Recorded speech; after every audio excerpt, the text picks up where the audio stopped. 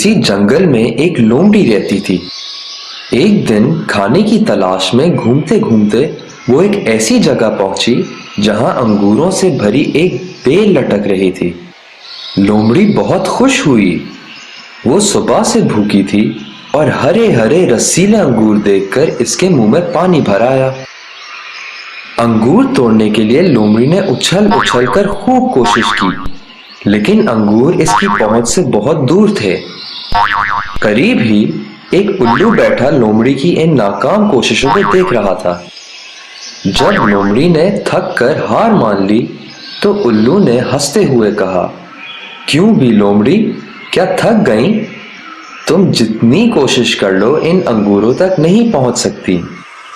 लोमड़ी जानती थी कि उल्लू ठीक कह रहा है, लेकिन शर्मिंदगी से बचने के लिए इसने कहा, मुझे लगता है कि ये अंगूर खट्टे हैं, इसलिए मैं इन्हें नहीं तोड़ रही। जब ये पक जाएंगे तो मैं तोड़कर खा लूंगी।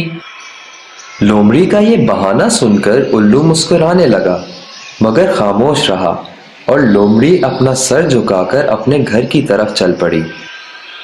बच्चों, इस कहानी से हमें ये सबक मिलता है कि अगर हम कोशिश के बावजूद किसी चीज को हासिल ना कर सकें तो हमें बहाना बनाने के बजाय अपनी नाकामी को मान लेना चाहिए और कामयाबी को हासिल करने के लिए अपनी कोशिशों को बेहतर बनाना चाहिए।